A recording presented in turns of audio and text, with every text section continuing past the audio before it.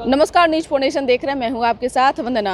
बोचहा विधानसभा उपचुनाव पर हुए मतदान की आज काउंटिंग की प्रक्रिया शुरू है और वहीं आपको बता दें कि मुख्य रूप से राजद, बीजेपी और वीआईपी पार्टी मैदान में उतरे हुए थे। ऐसे में ये कयास लगाया जा रहा है कि वहां बोचहा विधानसभा से आरजेडी की जीत हो रही है और राजद प्रत्याशी से बीजेपी जो है वो पीछे चल रही है। ऐसे में हम हैं बीजेपी प्रदेश कार्यालय में और यहाँ की तस्वीर हम आपको दिखाएंगे कि सन्नाटा है, क्योंकि आरजेडी का जो वोट है वो कहीं ना कहीं बीजेपी से आगे है और कुछ ऐसा माहौल जो है बीजेपी के अंदर नहीं देखने के लिए मिल रहा है।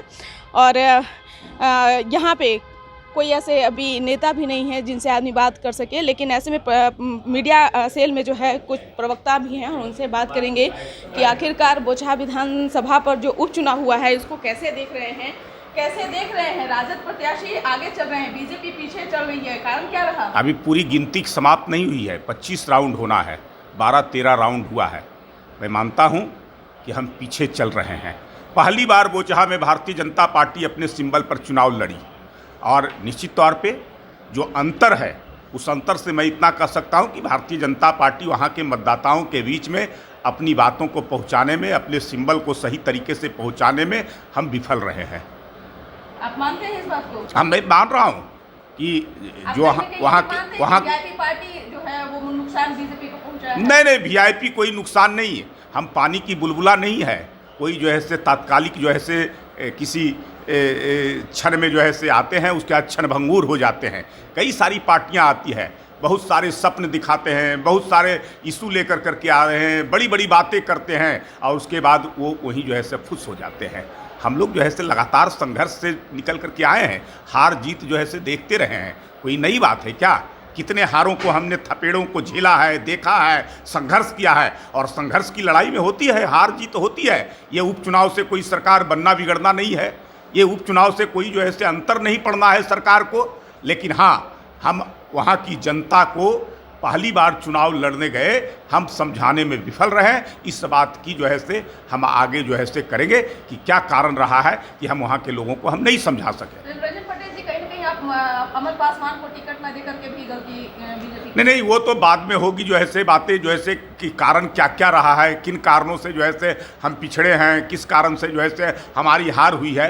लेकिन हम लोग लड़े, संघर्ष किए, संघर्ष का परिणाम कुछ भी होता है, हार और जीत, तो इससे जो है से हम लोग विचलित होने वाले जीव नहीं हैं। मीडिया प्रभारी हैं राकेश जी, कैसे देख रहे हैं उपचुनाव में? आप बीजेपी काफ़ी पिछड़ रही है, आरजेडी जो है सबसे आगे चल रही है, तो कैसे देख रहे हैं? देखिए अभी 10 राउंड का गिनती बाकी है। हम आशान्वित हैं। रिजल्ट जो अभी आ रहा है, जो बटर दिखा रहा है, उससे थोड़ा लगता है कि हम पीछे हो रहे हैं। लेकिन अभी 10 राउंड की गिनती बाकी है, हम आगे होंगे। हमको लगता है कि जनता हमको जश्न मनाने का मौका देगी।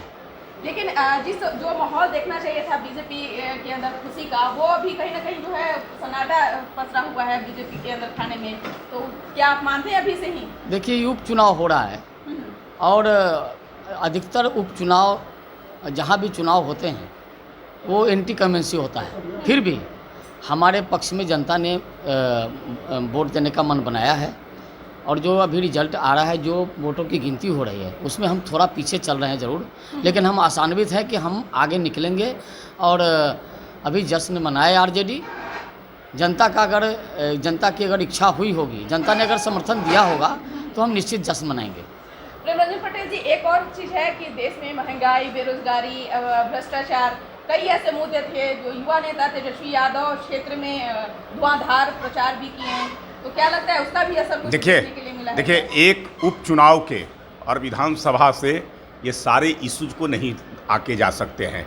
इशू तो इसके पहले आम चुनाव में ये इशू होता है, हावी होता है, और आम चुनाव में वो बड़े बड़े बवंडर खड़े किए थे, बहुत बड़े सब्ज बाग दिखाए थे, बिहार की जनता को भरवाने का काम किए थे, लेकिन उसका परिणाम नहीं निकला, कुछ भी नहीं निकला।